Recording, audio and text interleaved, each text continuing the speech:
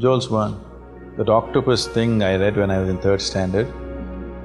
I think that was one of the first books probably when I was in third, fourth standard which freaked me out. I mean, he exaggerated everything. There's no such octopus in the world. He imagined such a big octopus which would come and pull down his whole, like a ocean liner and all that kind of stuff. And I think I was in my third or fourth standard when it so freaked my imagination. This octopus and me wanting to go to the sea and want to see these octopuses and whatever else, all those other things that go with it. I think for almost 6 months, 8 months, this octopus has crawled through my brains. That's one book that really grabbed my imagination. The next big book that grabbed my imagination was Gulliver's Travels.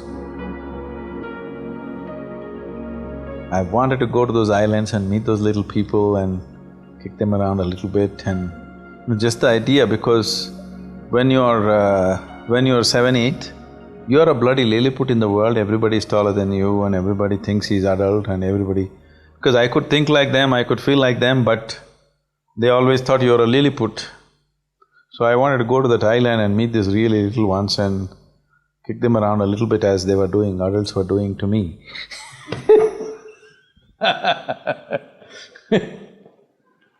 So Gulliver's Travels really did that. And the other big one, all these going to the sea books somehow fascinated me.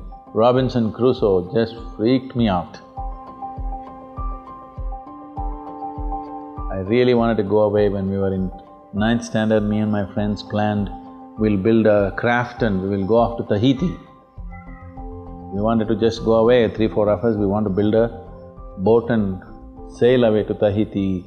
We study the ocean currents, how to go, which season to take off to the ocean, the works. There's another movie, I don't know, when Captain… There used to be a lot of English movies at that time where kids run off to the ocean, as what do you call them? Stowaways. As a stowaway, you go away in a ship. All these stories caught my imagination so much. Always we were chanting, if you run, you must run to the sea, you must run to the sea. We never ran, fortunately. We almost ran, but we didn't run. Robinson Crusoe, and later on, it still fascinated me that island getting lost thing was… what is this? Ibsen's… Crichton, what is it? Admirable Crichton.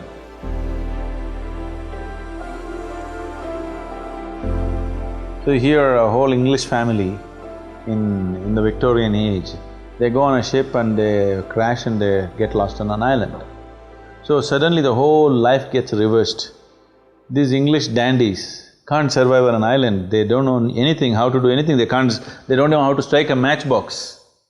So slowly this Crichton is a cook, slowly cook gradually becomes the leader and this aristocrat becomes a buffoon on the island. This Crichton marries one of the daughters, because they are there for many years. The whole society gets reversed. The lowest becomes the highest and the highest becomes the lowest because the conditions have changed from England. And after some 8 or 10 years, one day a ship comes and they don't know what to do because now the cook has become the boss. Suddenly if the ship comes, everything will get reversed again. But Crichton says, this is the natural order of society. There, that was the order. Here, this is the order. If you go back to England, once again that's the order. So he sets up a smoke signal, ship comes and picks them up, and then they come back to England. And once again Crichton becomes a cook. And suddenly the dandy feels so uncomfortable because all these days he was a buffoon, was good for nothing, and suddenly he is the boss now. And they all invent stories, how they survived on the island and how they did wonderful things. And Crichton won't say one word for everything, he says, yes, sir. He again becomes a butler in their family. So that's Admirable Crichton. In high school, one book I read was Jonathan Livingstone's Seagull. Have you read that? Richard Bach? In about a month, I read about 23 times this book. and it really freaked me. I read Illusions also many times. Khalil Gibran's Prophet really struck a chord in me.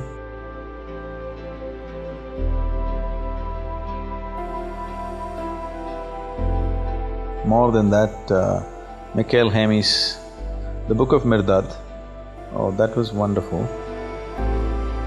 These are all, I read them when I was, somewhere between 20 to 24, which all piled up in me in a big way, one on top of the other. Moby Dick really freaked me. That's a book that still rules my mind one way or the other. That's about a whale, again sea, I don't know why. And Tolstoy was really… it affected me quite a lot. Dostoevsky and Tolstoy, that made a big impact on me. Have you read War and Peace? Yeah. I've read almost all the books of Tolstoy.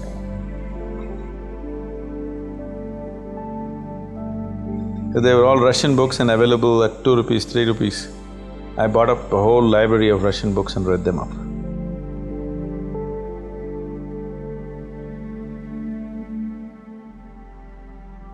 What way books transcend our way? They don't transcend. It is just that if the author is very insightful, to live life as everybody lives, it would take 1,000 years for you. But in those 2 days when you read a 500-page book, which goes into somebody's life intricately, you actually live through that without actually having to go through all that.